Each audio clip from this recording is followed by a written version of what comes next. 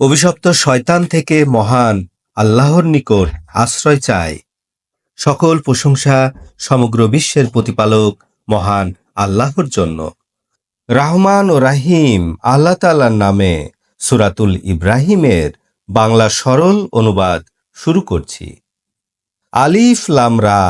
কুরআন মজিদ যা আপনার প্রতি আমি অবতীর্ণ করেছি এ উদ্দেশ্যে যে আপনি মানুষদেরকে তাদের রবের নির্দেশে কুফরি থেকে বের করে ঈমানের দিকে নিয়ে আসবেন, পরাক্রমশালী প্রশংসিত আল্লাহর পথের দিকে নিয়ে আসবেন। আল্লাহ যিনি আকাশ পৃথিবীর মাঝে যা কিছু আছে তার মালিক তিনি, এবং অবিশ্বাসীদের জন্য কঠিন শাস্তির ধ্বংস। যারা দুনিয়ার জীবনকে আখিরাতের উপরে ভালোবাসে, মানুষদেরকে আল্লাহর রাস্তা হতে বাধা প্রদান করে এবং আল্লাহর রাস্তার পরিবর্তে বিকল্প রাস্তা খোঁজ করে, তারা সুদূর ভ্রান্ত পথে অবস্থান করছে। আমি কোনো রাসূলকে তার জাতির মাতৃভাষার বাইরে পাঠাইনি, যাতে করে সে তাদের উদ্দেশ্যে স্পষ্ট করে বলতে পারে। আল্লাহ তাআলা যাকে ইচ্ছা বিপথগামী করেন, যাকে ইচ্ছা পথ দেখান, তিনি পরাক্রমশালী কুশলী। নিশ্চয়ই আমি মূসাকে আমার কতগুলি নিদর্শন সহ পাঠালাম যে, তোমার জাতিকে অন্ধকার থেকে আলোর দিকে নিয়ে এসো এবং তাদেরকে আল্লাহর উল্লেখযোগ্য দিনগুলি স্মরণ করিয়ে দাও। নিশ্চয় এর মধ্যে রয়েছে অনেক নিদর্শন প্রত্যেক ধৈর্যশীল এবং কৃতজ্ঞতা জ্ঞাপনকারীদের জন্য।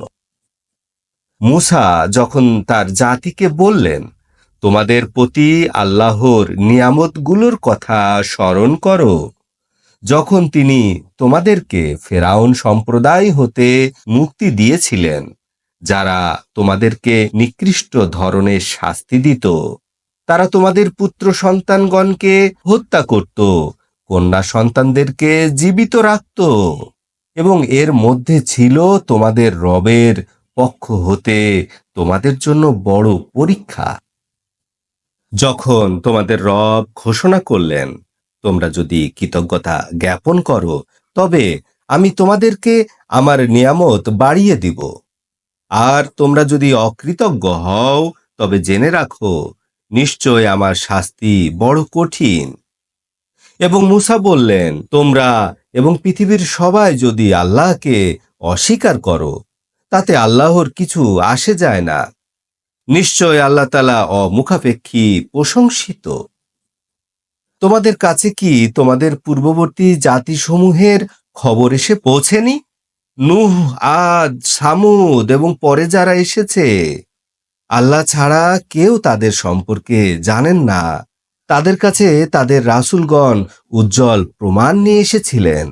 তারা জাতির লোকেরা তাদের মুখে হাত চেপে ধরেছিল এবং বলেছিল, তোমরা যা নিয়ে এসেছো নিশ্চয় আমরা তা অস্বীকার করছি, এবং তোমরা আমাদেরকে যেদিকে ডাকছো নিশ্চয় আমরা ও বিষয়ে দ্বিধাদ্বন্দ্বে আছি।